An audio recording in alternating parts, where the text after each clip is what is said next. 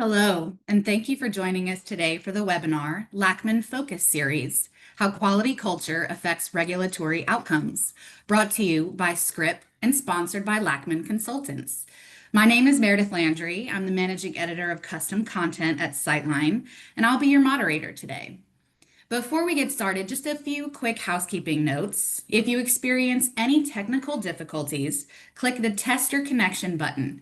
This will take you to a connection checker and FAQs page. You can also use the Chat Now function to reach our support team directly for help. We'll be holding a Q&A session at the end of the presentation, so please feel free to submit your questions at any time. Just type your question into the question window at the bottom of your screen and hit submit. We'll answer as many as we can during the live session, and if we run out of time, we'll follow up with you via email. And yes, today's session is being recorded. A link to the on-demand version will be available in 48 hours. So in today's session, we'll explore how an organization's quality culture directly shapes its regulatory outcomes, from inspection readiness to post-market resilience. Drawing on firsthand experience from former FDA leaders, our speakers will unpack what regulators really look for beyond SOPs and metrics, and how culture can make the difference between sustainable compliance and costly enforcement actions. They'll share practical insights into fostering leadership engagement, transparency, and continuous improvement, helping your teams build a quality mindset that drives long-term success. So let's get started. I'm pleased to introduce our speakers for today's session. First, we have Nick Thacker, Director of Lachman Consultants. With over 20 years at the FDA, he has held senior leadership roles across CDRH and CDER, including Deputy to the Associate Director for Quality and Compliance and Director for the Infusion Devices team.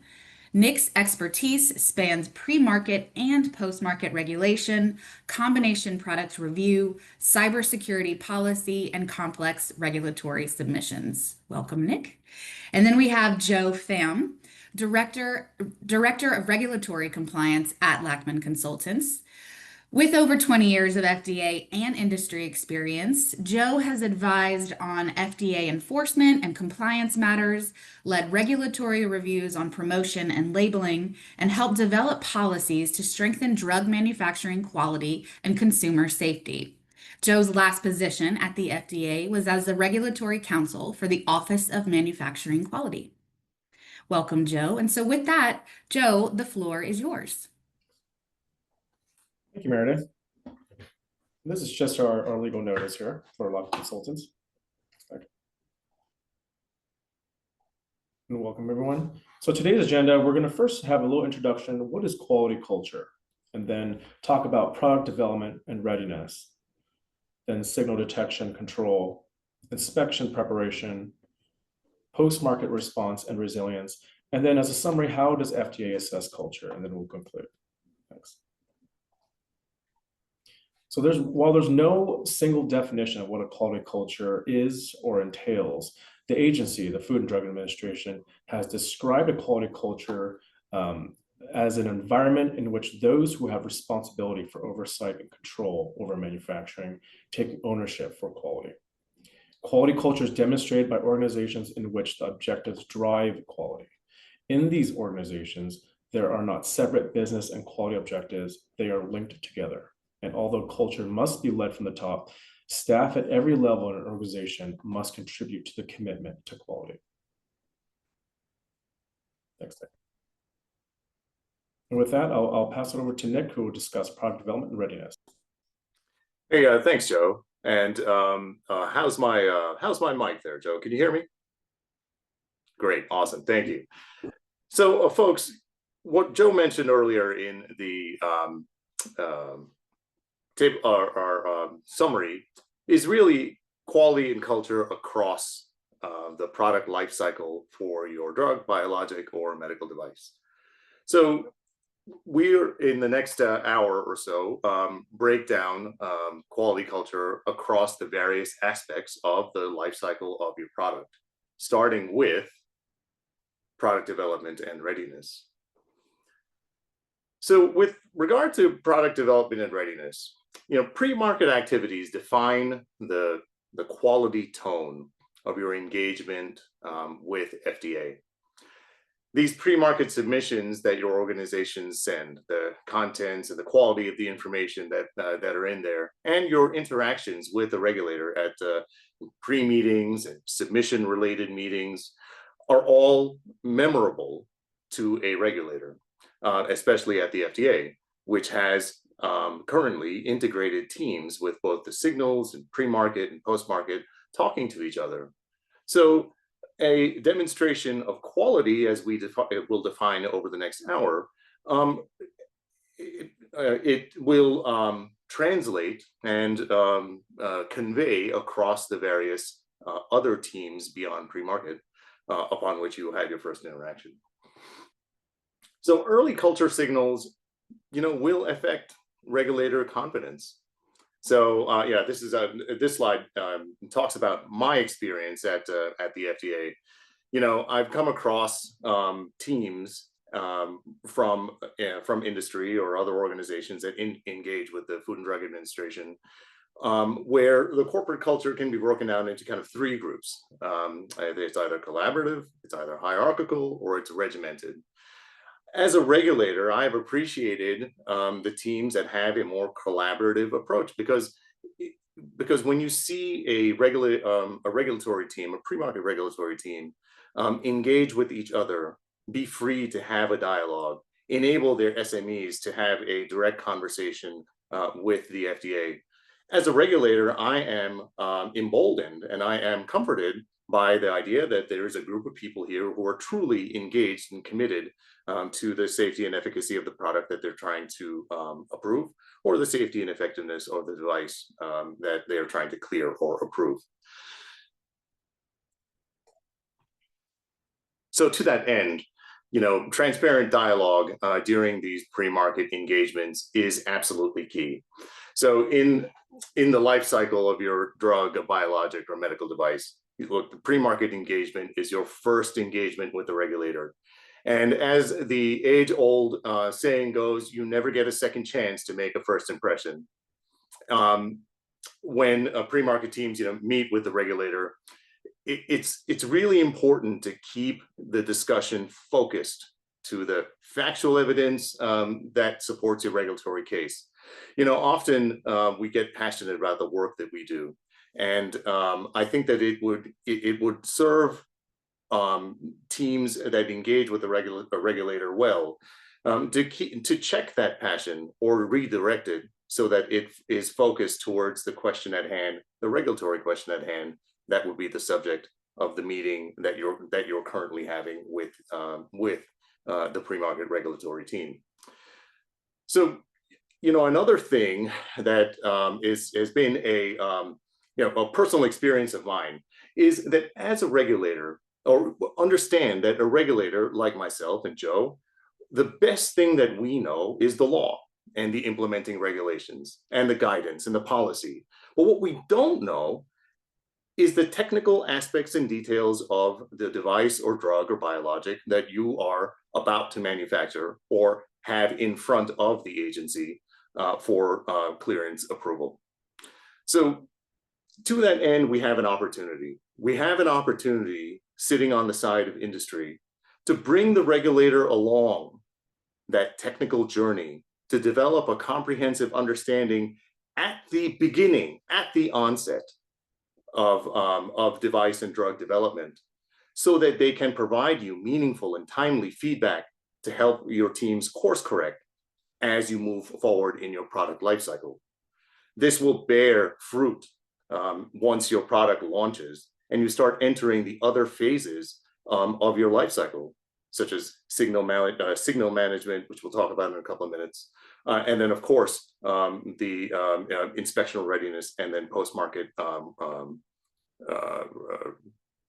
issue response.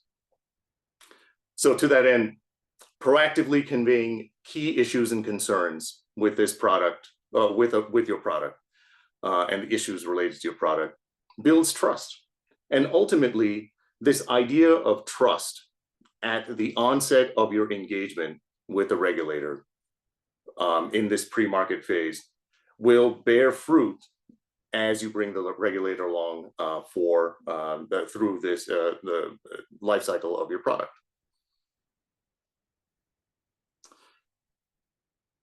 So let's kind of think about this for a second. I'm in a pre-market meeting.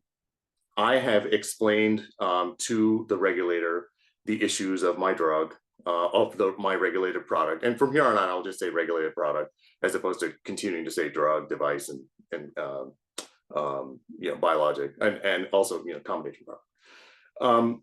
How does this pre-market engagement impact an inspectional outcome? Well, because a priori, you're demonstrating a quality, a built-in quality structure in your pre-market engagement with the regulator. Now, there are benefits to you as a manufacturer to this what pre-market the pre-market aspects or the quality culture that you build in your pre-market space. Why? Because ultimately you are looking to eliminate or reduce the number of unknowns and the number of surprises that you have as you move forward in your product development journey. A quality culture will enable you to foresee those issues and course correct before they become a problem. So I've already talked about regulatory relationships in a slide before, that early credibility will lead to long-term goodwill.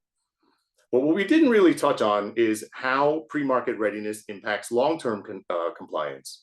So meaning that the quality culture in the pre-market, in the readiness space.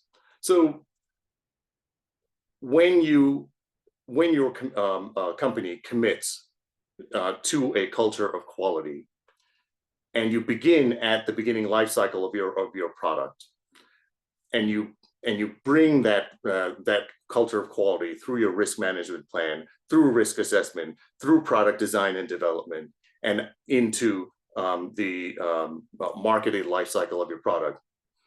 What you are doing is establishing a foundation for sustained readiness. And that foundation for sustained readiness will show when you have issues such as managing signals impacting your product, or post-market issues that invariably come up.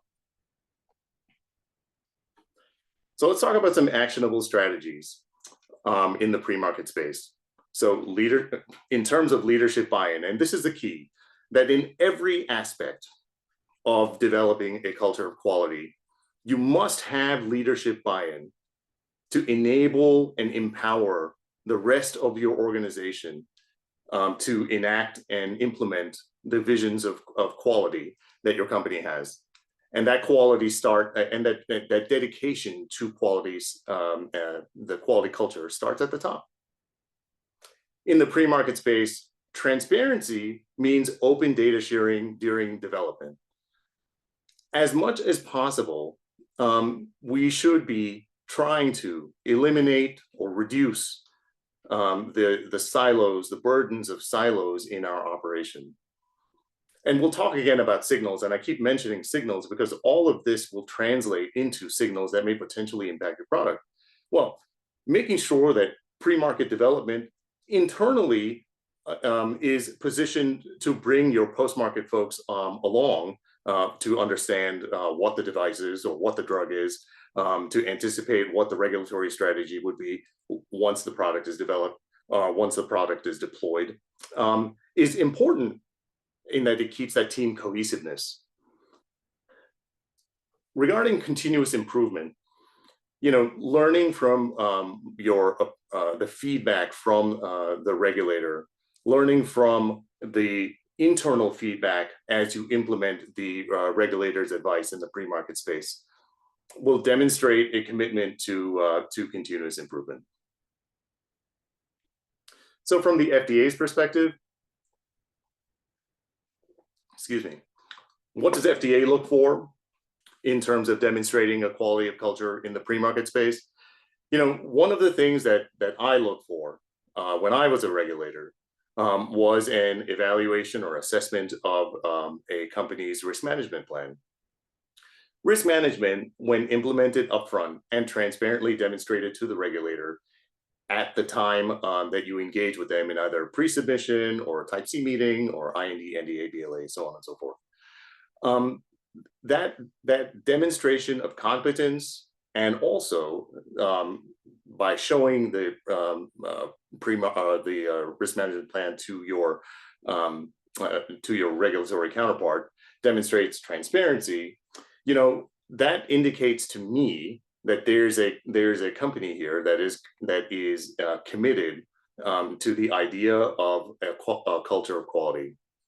By hiding the risk management matrix or plan from the agency, you lose an opportunity to enable the regulator to understand upfront what it is that impacts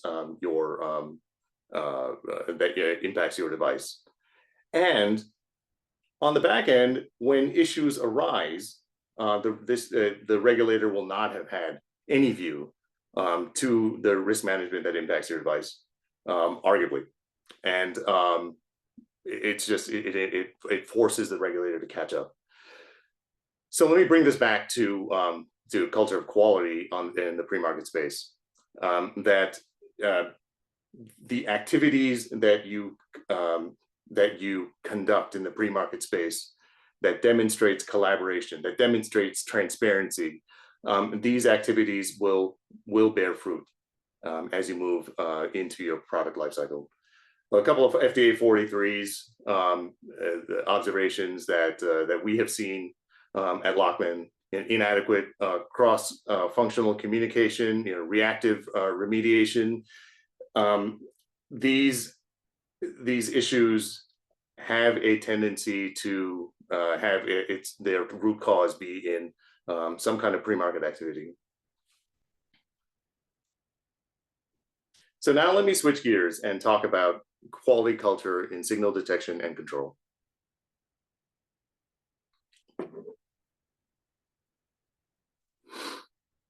So signal detection and control is a horizontal process. You have signals in pre-market, you'll have signals from your development phase. These are all internal signals. You may have internal complaint signals, you'll have external complaint signals, plus of course, advisory actions, judicial actions. Those are obviously regulatory signals. And then you have the specter of social media. And print journals and all of the other forms of communication in the public space that talk about your product, drug, device, biologic, combination product. It's horizontal, truly horizontal. And how you evaluate these signals, the speed at which you detect a risk associated with the signal, demonstrates an aspect of a commitment to quality. Why?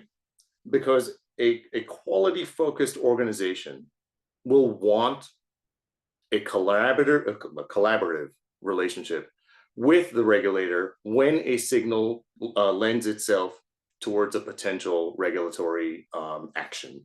And by regulatory action, I mean voluntary recall, a notification to end users and patients, and dare I say, the ever present advisory action, warning letter, and title letter, and hopefully, no one really experiences a judicial action, but those are there too.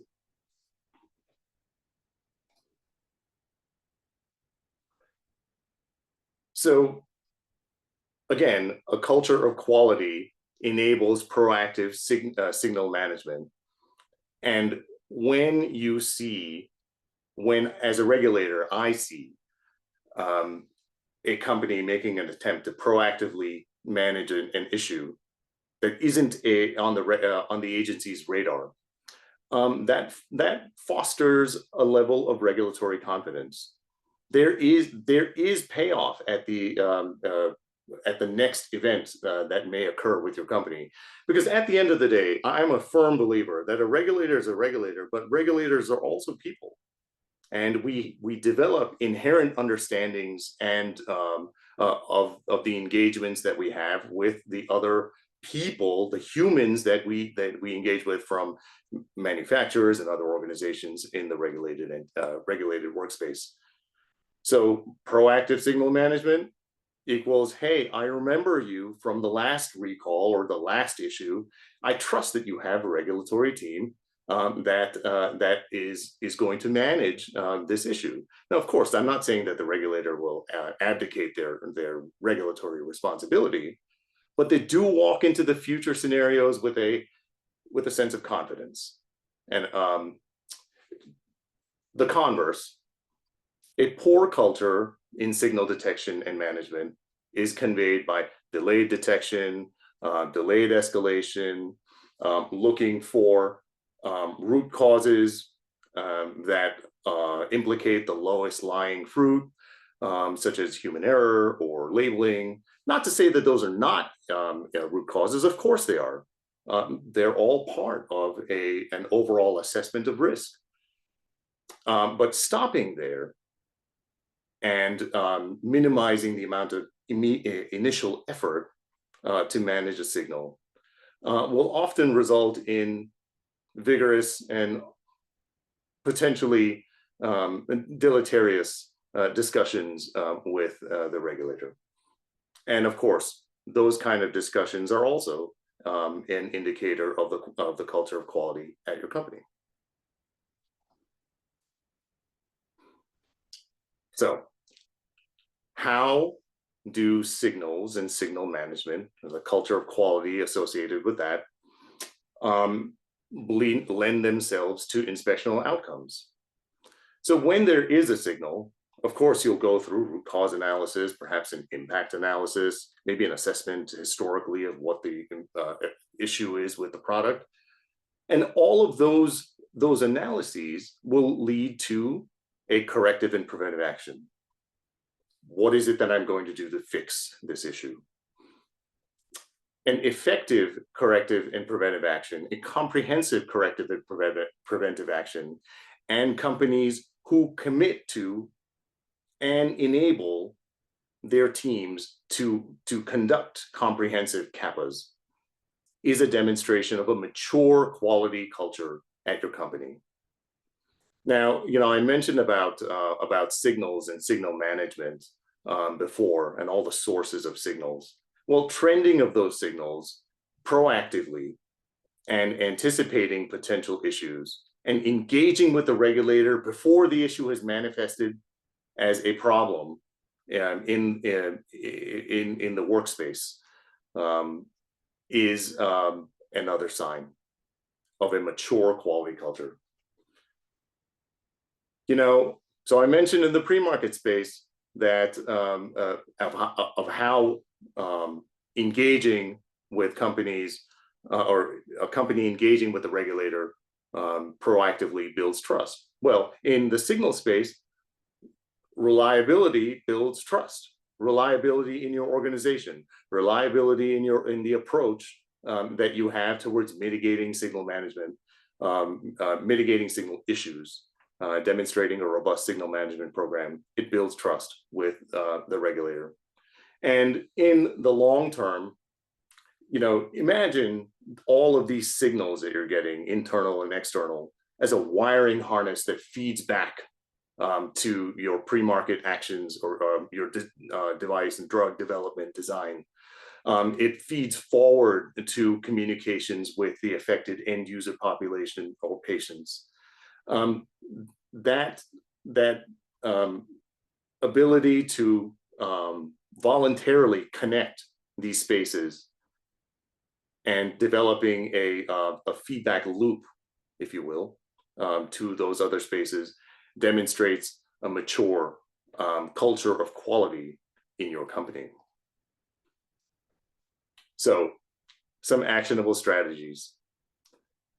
When, with regard to leadership, leadership at manufacturers and organizations in the regulated space need to normalize the idea of escalation. They need to normalize the idea that sometimes stuff happens that results in actions that need to be taken to mitigate the potential safety or impact to either safety and effectiveness of your medical device or the safety and efficacy of your drug or biologic or combination product. Normalizing the escalation pathway takes the fear of escalation out of your staff. It enables and empowers them to do the right thing first. And additionally, rewarding that transparency will again pay forward to reinforcing the culture of quality in your company. Now, I'd mentioned in the pre-market space about silos. I'll mention silos here too. When a signal occurs in that a company is aware of, at that point we have a choice. We have a choice either to minimize knowledge of the issue, maybe delay knowledge of the issue unreasonably. Perhaps, these are all nefarious kind of activities, and I'm sure that most of us on this call don't approach signal management in that capacity. But I'll tell you what, timely reporting of issues goes a long way. Knowing a problem and telling the problem to the affected stakeholders are two different things. In terms of continuous improvement, again, using metrics to drive your system's health or drive the health of your device or drug or biologic. Look, I mentioned the wiring harness before. I mean, that idea of the signals being hardwired to feed back to the other aspects of your product lifecycle is a demonstration of a mature culture of quality. So, as a regulator, I notice responsiveness. I notice when companies make an effort to identify true root cause. I notice when they take ownership of an issue and try to control the impact of that issue to the patients or end user population. I also notice when people use a checkbox approach, and I mean, an offensively rigorous checkbox approach, in that this is my checklist and I'm not going to look at anything else. When in managing signals, it's apparent to me when there are data silos, because questions that a regulator has regarding a signal are horizontal, just as the workspace. But if the response by a manufacturer is, I have to wait, I have to see what my other organization says, or worse, that speaks to me that there is a less mature organization to manage signals.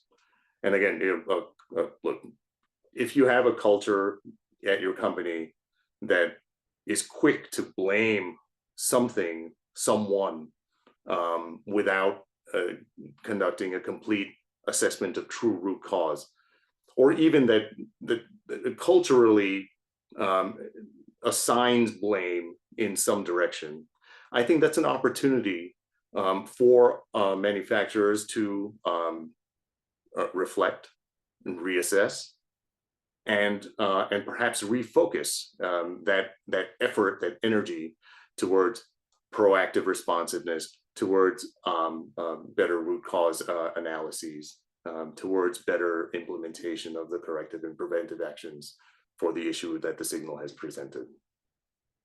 Okay, so I've spoken a lot, and I'm going to hand the floor to Joe, who's going to talk about inspection preparation. Joe? Excellent.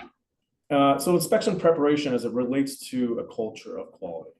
So next slide, please. Next slide, thanks. So a quality culture and inspection readiness. Well, a quality culture isn't built overnight. It's not a list of checkboxes, as Nick noted, or even how a firm compare for FDA or other types of inspections. Inspections reveal a lot, and FDA is very good at them, as you know. It doesn't mean preparation is not polishing. It's a demonstration of everyday behavior, as the agency noted. It's an environment, right? A quality culture and inspection readiness is supported by and led by leadership. It's resourced by leadership, and it involves a contribution to quality by everyone, and it's an ongoing commitment at all levels. Next slide. So a quality culture can impact outcomes for inspections and accordingly for business outcomes as well. It can produce real world business outcomes with positive inspection results, as we all know.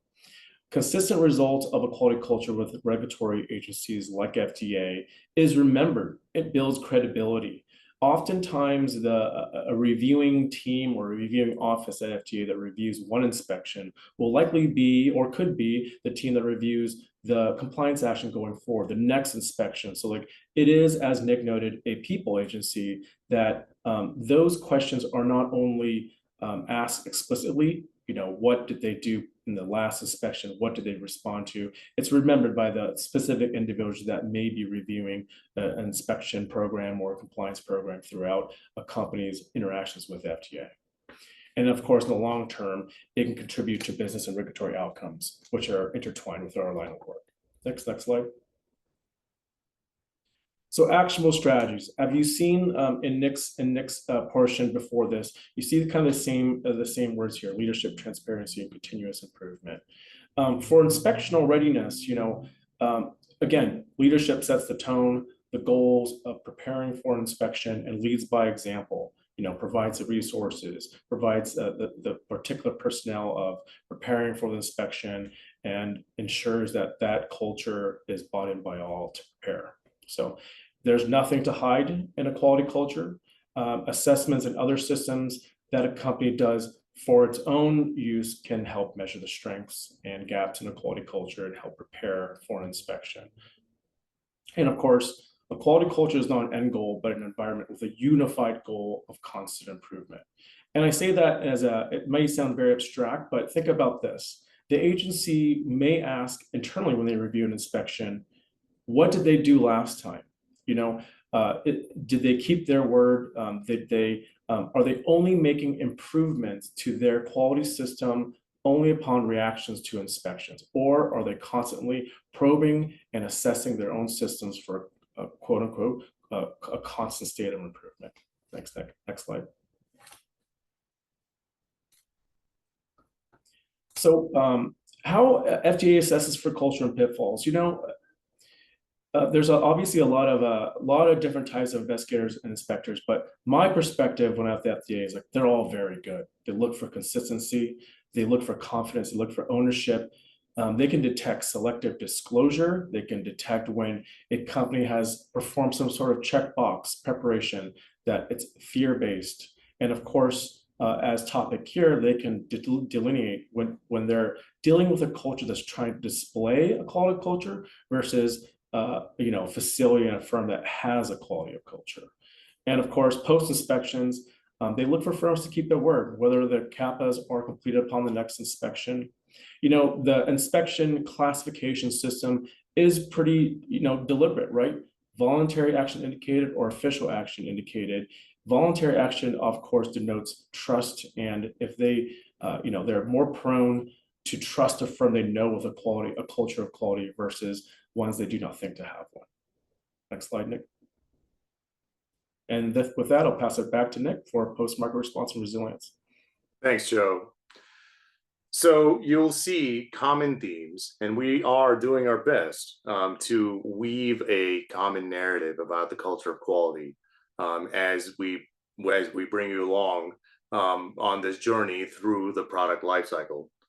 Much like you all will bring the regulator along for the journey when you make some of the strategies that we present actionable in your organization.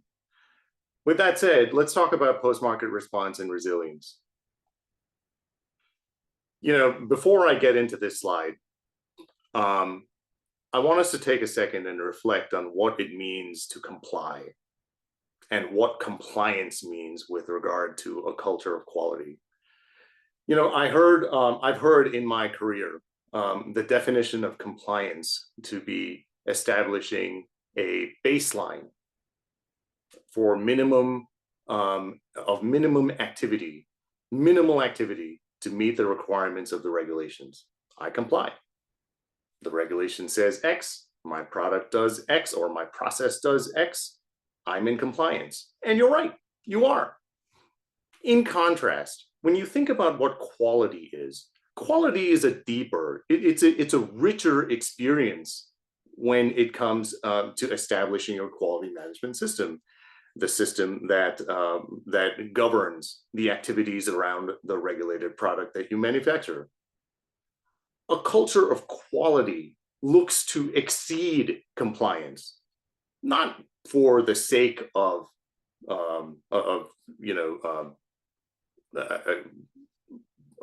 maybe for some other than compliance reason, I guess. So look, a culture of quality, proactive engagement in your workspace for quality in the as far as compliance is concerned, that culture of quality can ensures that it's kind of difficult to, I apologize, it's a little bit difficult to kind of express that it ensures that you have addressed risks, that you have addressed issues that may not be a problem, things that are not a compliance issue upfront. So look, the post-market space is a culture, it's a culture test, you know? An issue occurs, a recall occurs, agency is observing. What are you going to do to address the issues presented by this post-market issue?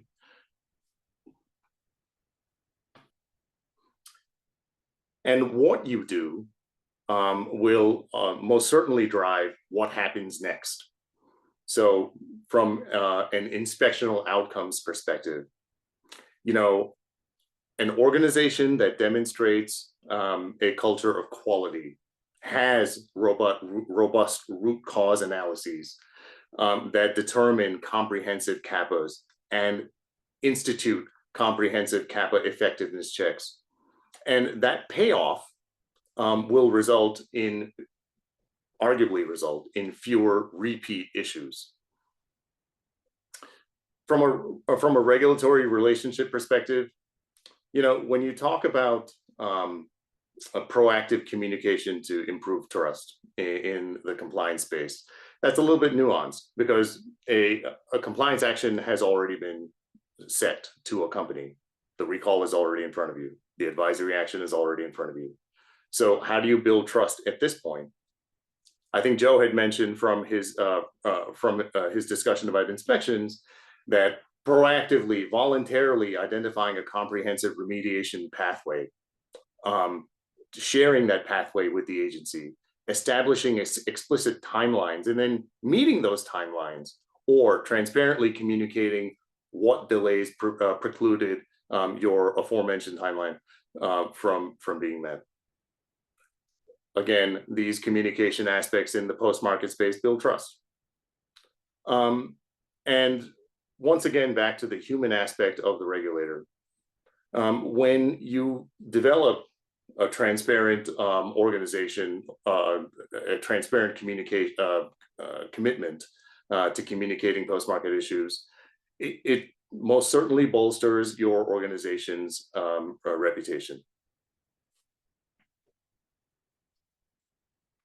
So some actionable strategies. Look, as we have said, leadership buy-in is key. And in the post-market space, the buy-in is for visible accountability during crises.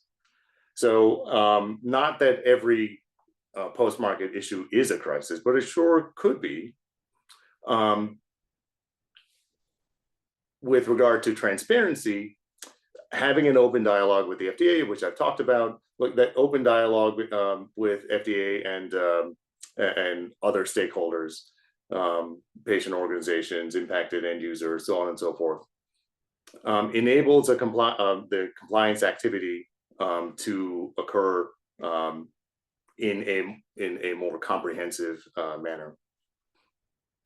And the company's commitment to continuous improvement, take the actions and the activities from the post-market, from your experience in the post-market space, and then actively integrate those issues into your quality management system or feed back into your product development and design.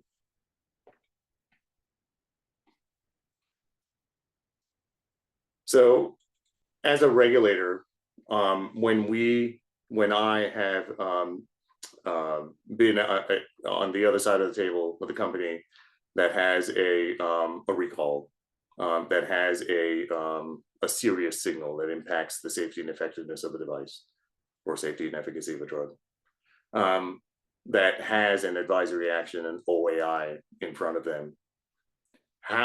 I am evaluating how they respond, what kind of actions that they're taking, how they're following through with committing to those corrective actions. And it's not just the compliance action. They have an eye towards the impact of whatever's happening in the post-market space to future design of future iterations of their product.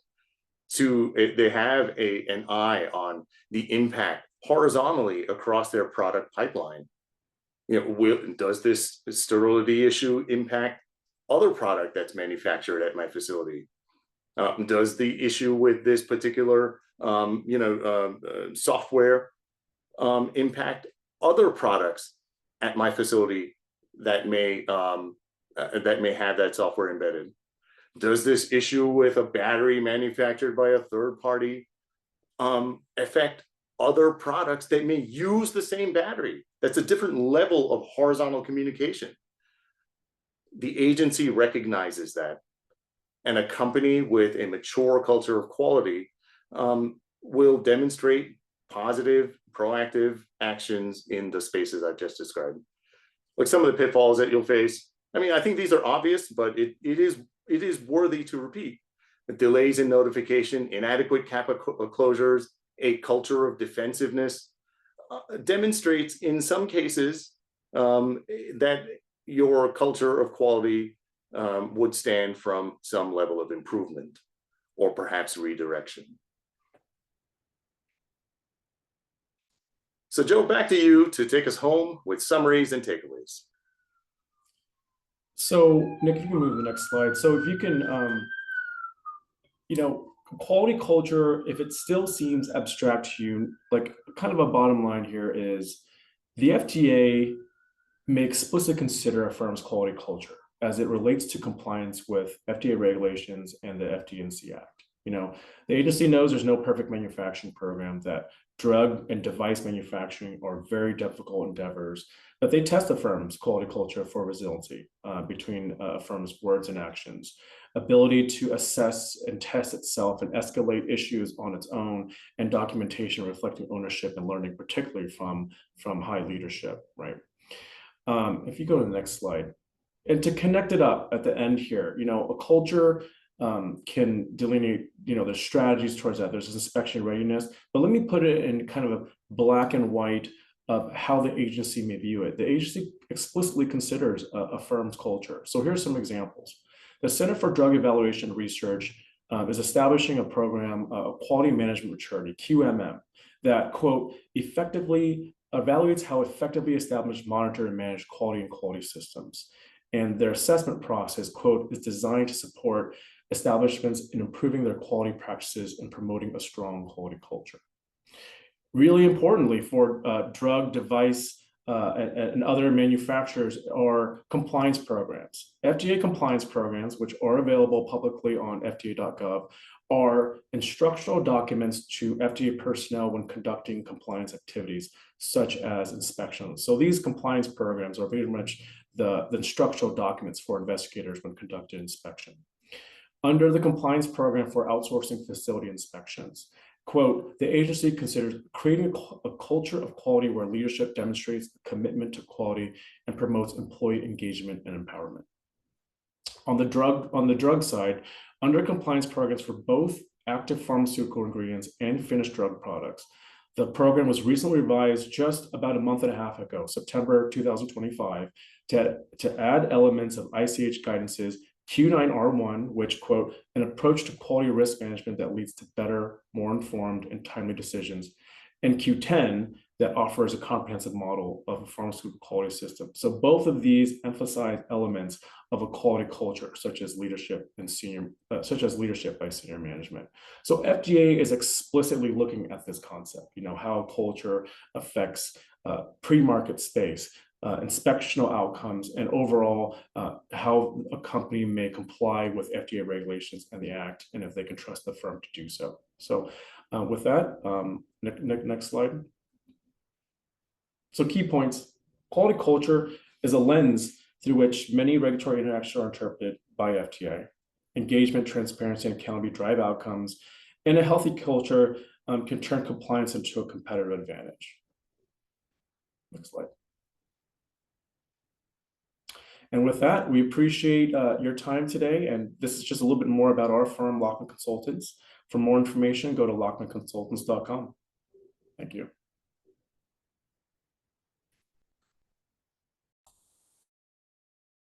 Thank you both. So we have a handful of questions that have come in over the last hour or so. Let's see. Nick, this one I'm going to direct to you. What are some early signals during product development that FDA reviewers interpret as indicators of a strong or weak quality culture? Nick, you want to take that one? Yeah, thanks, Meredith.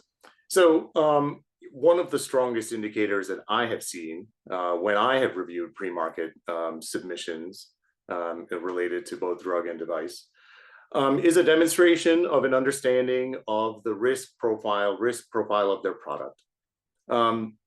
And sharing that that risk profile with the agency when they engage with the regulatory counterpart, either in a pre-submission meeting or a submission-related meeting. One, again, as I mentioned earlier, allows the agency to digest and appreciate the risks associated with your product. And secondly, I think that it demonstrates me that a company, one, has quality in the frontal lobe of their regulatory brains, and by showing the risk profile of the product in these pre-market meetings, they're demonstrating that we know what we know. We're not afraid about the risk associated with the product, and we invite the agency to review this risk management profile and provide feedback. The agency will then provide, my experience has been that I have provided more meaningful feedback to companies that are willing to engage to that level with their drug or device. Meredith, what do you think? Good enough? I think that's perfect. And if they need more, we can email them after this. Joe, this one looks like it's a good one for you that came in. How can leadership practically demonstrate buy-in and accountability during post-market crises or inspections? I think it's good background to note that if you kind of research and scan publicly available FDA warning letters, sometimes the FDA actually does critique leadership explicitly, meaning kind of implying you weren't really there, you weren't really involved, and we're kind of actually focusing some attention to you. And I think on the flip side of that, in a quality culture, let's say for post inspections or for reacting to kind of a compliance activity, is where leadership plays in that role, right? Like, are you only managing from the top, meaning like you need to fix this, or is your feet wet with the actual quality team and even like individuals in a manufacturing facility, right? For instance, let's say FDA inspectors come to a facility where there's obviously a lot of different strategies there. Is there leadership on site? Are they in person? Are they providing available resources? Do they have a dedicated room where they can aptly respond not only to FDA, but to all their employees who are going through a very stressful time? So I would say it's actually a leadership on two fronts, like what you're presenting to FDA as far as your involvement and your buy-in and your conveyance to the agency that you really do care what the outcome of this inspection is, versus conveying to the whole quality culture you've built to, where everyone's had buy-in that you're here, you're sharing their pains here, and that you're in on as well, and versus managing from up high. So I think there's it's multi-pronged. It's agency to your own firm. There's a lot of different strategies there, and of course, we've seen the whole gambit. So yeah, appreciate it. Okay, good. Thank you for that, Joe. Nick, this one came in and I think it's super interesting. So I'm going to pass this one to you. How can organizations assess whether their quality culture is truly embedded or just performative? Yeah, that's a really good question. Performative quality engagement becomes blatantly obvious, because I think that it is if you're engaging a quality culture on a performative level, that is a house of cards that will tumble down very quickly. Look, there are many ways to officially gauge whether the maturity of the quality in your organization. Joe mentioned FDA's quality management model, QMM. Is that right, Joe? Maturity, quality maturity model. There's also, Joe, if I remember correctly, the Center for Devices also had the Case for Quality as a program. And the intent of the Case for Quality was similar to the quality maturity model at the Center for Drugs, in that it asked manufacturers to proactively engage with the agency to self-evaluate what quality is within their organization. And what is that tool for evaluating quality? Well, one of them, well, I'm not going to give by name, but there are such things as third-party maturity models that are robust, and there are many of them. And I wouldn't want to endorse one versus the other, but what these models enable a manufacturer to do is gauge what good, better, and best looks like in every facet of their manufacturing, drug development, design, operation. By committing to a rigorous, a repeatable, regular assessment of these aspects of quality to, again, establish what good, better, and best looks like, will enable your organization to be real and to stay away from performative quality engagement. One thing I will say another thing I will say, because I've said a lot, is that quality costs money. And that's kind of scary when you're looking at bottom lines. But it's also scarier because there is no actual realized output when you input money into your organization for quality. I would implore that the output of quality is a reduction in post-market issues, a reduction in regulatory actions, and a reduction in first-time complete responses, first-time NSEs, rejections of your pre-market applications. Meredith? Oh, yeah, go ahead, Joe. Yes, Joe, definitely. Yeah, and another a tactic that obviously, like our industry is a very heavy in procedures, right? There's something very complex, and culture is not, an exception to that. It's a very complex subject, right? And one obvious thing that I would say is, you can't paper create a culture. You can't create an SOP and require culture be there, etc. Right? You can't make a DI, a data integrity SOP longer and expect data integrity to improve just from simply creating a procedure for that. So there actually is ways to test that. For instance, like we've actually created protocols and we've tested actually a culture system, right? These are, again, just to rain on this, it's not as abstract. It's actually kind of measurable. It's tested by the agency. Lachman can test it. It's something now that's going to be inspected for, in implicit ways or explicit ways. So it is something that's becoming more less abstract as we get along, as the agency moves along as well. So thanks, Meredith. Hey, Joe, you reminded me that on February 2nd, 2026, the medical device quality system regulation is going to be sunset, and in its place will be the new QMSR, which aligns with ISO 1345. Now, ISO 1345 is heavily focused on risk management in every facet of the quality management system. And a company that is committed to this culture of quality, as you defined it, Joe, will, I think, be more successful in implementing the criteria and the requirements for risk management as identified by ISO 1345. Oh, and QMSR, which is like, ISO 1345 plus. That's an important thing to say. I didn't. Yeah, that's cool. Yeah. Got to get that in. We actually have time for just one more question. And I'm going to open this up to both of you, whoever wants to go first. But what common pitfalls do companies face when trying to improve their quality culture, and how can they avoid them? Nick, why don't you start? Repeat that question again so that I can soak it in. Absolutely. Yeah. So what common pitfalls do companies face when trying to improve their quality culture, and how can they avoid them? Yeah, that's a really good one. One of the common pitfalls is to not empower your entire organization to embrace the culture of quality that is being set in your organization from top down. What do I mean?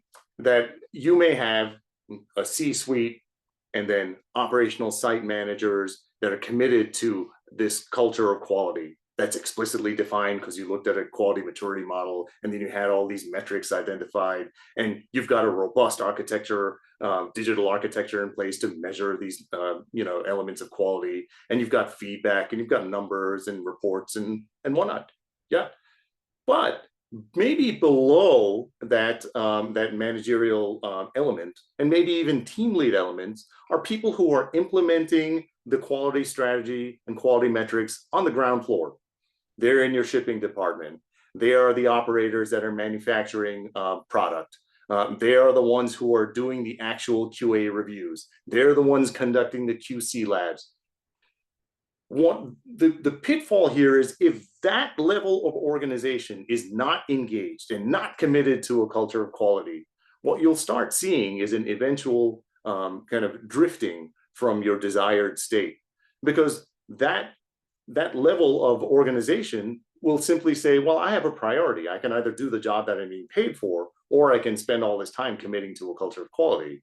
Well, look, it's not binary. You can have both, but you have to bring your organization, all of it, along for this journey in developing a mature quality model for a company.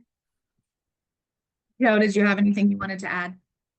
Yeah, just to build on what Nick noted, which is, a lot of firms are relatively large, right? They have facilities all over the world in different countries, speaking different languages, right? So I think it's very, you have to be careful in that there is going to be no one size fits all culture to apply to all facilities, even in one firm. But there will be obviously a lot of shared